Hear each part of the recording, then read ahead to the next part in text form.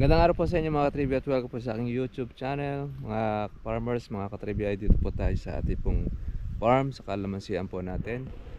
Yung ating inaalagaan pong marami pong bulaklak. Ito ay unti-unti na po si mga katribya pong natatagtag na. Tatanggal na po yung kanyang mga petals. At makikita na po natin dyan mga katribya po yung mga malalakas na mga bulaklak na mayroon pong mga laman. Yan po mga katribya po yung mga matitira. Pero po yung ibang mga mahihina pong bulaklak na wala pong laman, yan po naman ay malalaglag. Kaya hindi naman po lahat ng mga bulaklak na kung saan po ay namumuti ay itutuloy po niyang bunga. Meron pong masisira po dyan, may matutuyo, at meron din naman po siya na magtutuloy. Pero magandahan naman yan mga katibya pagka po ating inaalagaan, marami po yung nagtutuloy. Mabilis naman po uli mga katibya po ang matuyo ang ating lupa dahil merong hanging amihan. Yan, yung mga buko pong mga maliliit ni-spray po ng ating kasama. Patay na rin po yung damo.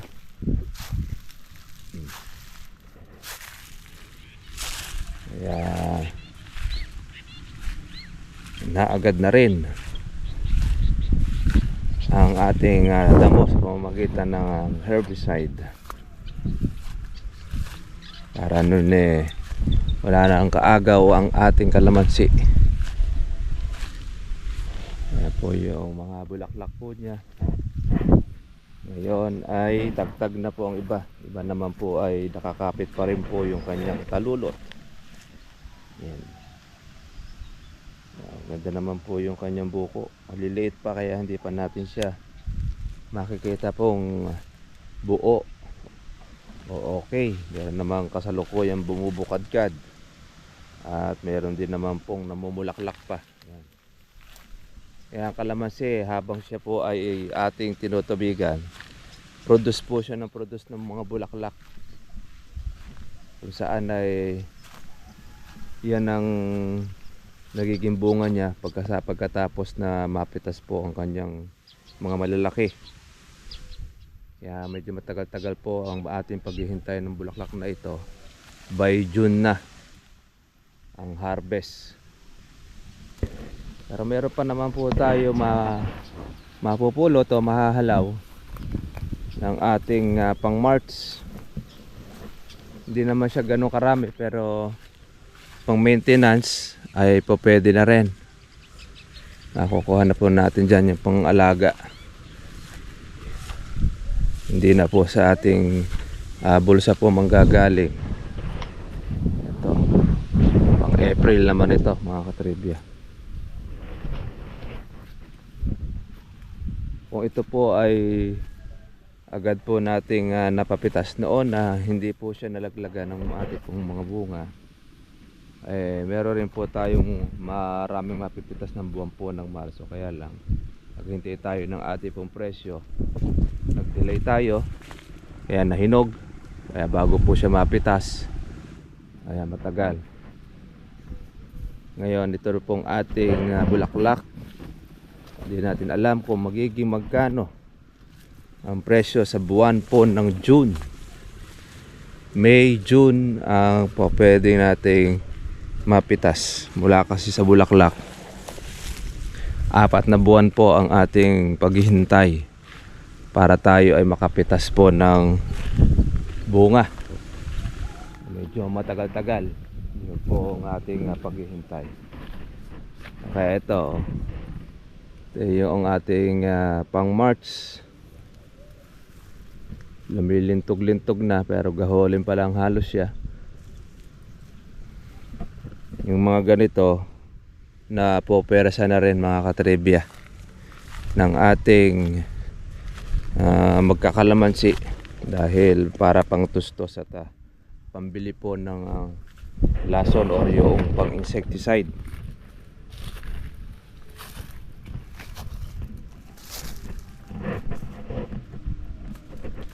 Kaya meron tayong mga palakihin sa ating kalamansi.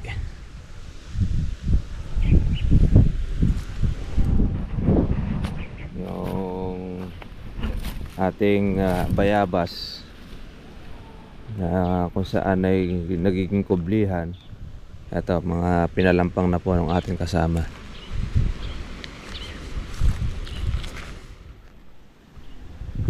Meron tayo naging unang bulaklak dito.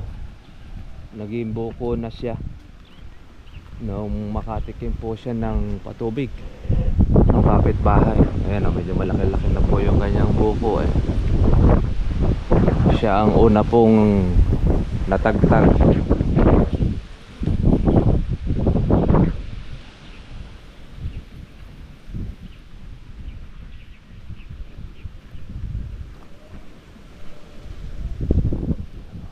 Mo kasi mababay sa atin.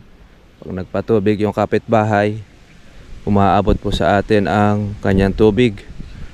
Eh nakakapabor naman dahil nalilibre na tayo ng ating pagpapatubig. O kaya po yung kanyang buko na, ayan o, malaki-laki na po ang buko niya. Hindi nakasama ito doon sa ating porsyentuhan. Mas nauna siya ng 2 linggo. Doon sa ating porsyentuhan, ito ang kanya pong inaalaga na bulaklak, kaya kanya inabutan. Doon po siya kakaroon ng percent.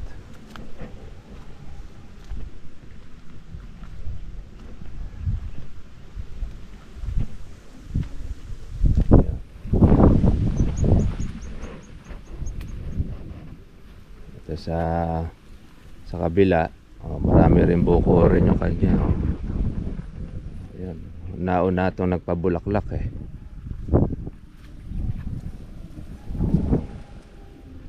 Maganda rin yung kanyang bunga. Tayo na-delay tayo. Ito yung mga naunang bulaklak niya sa atin. Malalaman na lang po natin ito pagka po lumaki-laki na. Makikita rin natin siya kung siya ay magiging mabilog or siya po ay magiging kupildong.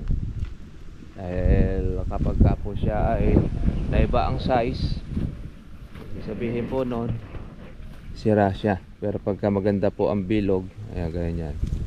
Kaya mga magaganda po ang bilog na ganito, okay, good siya, buo.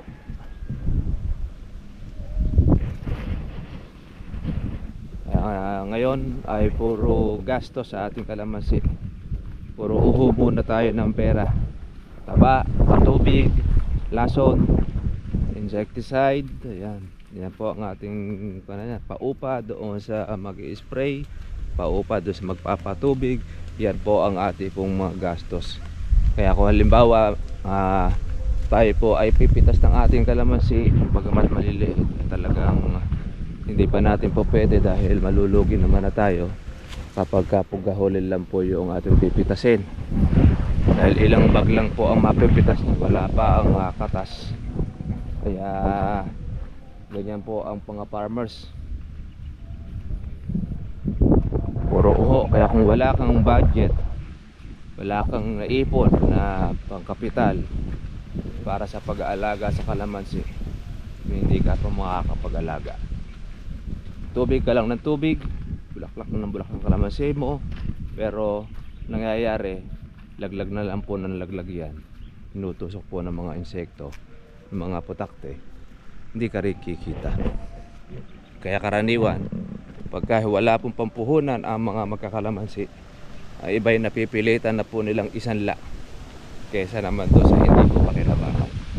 Lalo na kung hindi alam po ang kanyang gagawin doon sa kanyang kalamansiya.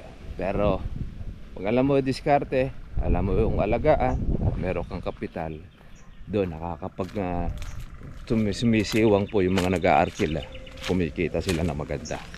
Kaya yun ang advantage ng merong alam sa pag-aalaga ng kalamansi kumpara doon sa walang alam.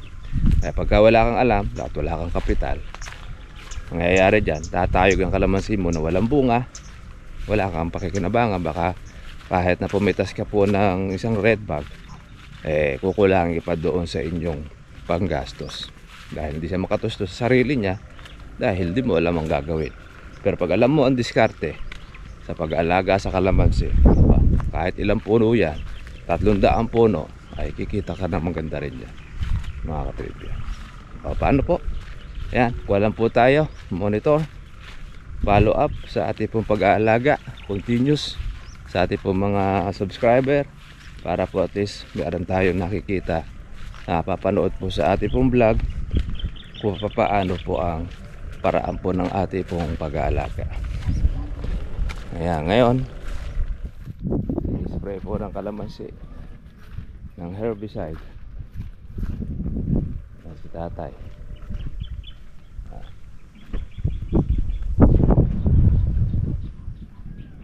Mga katribya, hindi pa naman gastos po sa ilalim, gastos po doon sa ibabaw, sa insekto, pamatay damo sa ilalim. Kaya napakaraming gastos ng kalamansi. Akala ng iba mga mo, pero kung kalamansi, jackpot ka pag nakakuha ka ng presyo. Pero din nila alam, malaki rin na nagiging puhunan na magkakalamansi. Pag hindi mo naman ginawa yon, di ka rin aanit. Nangyayari dyan, natutuyo ang inyong kalamansi, masisira. Paano mga farmers? Kita na po tayo po bukas. God bless po sa inyo lahat. Bye bye.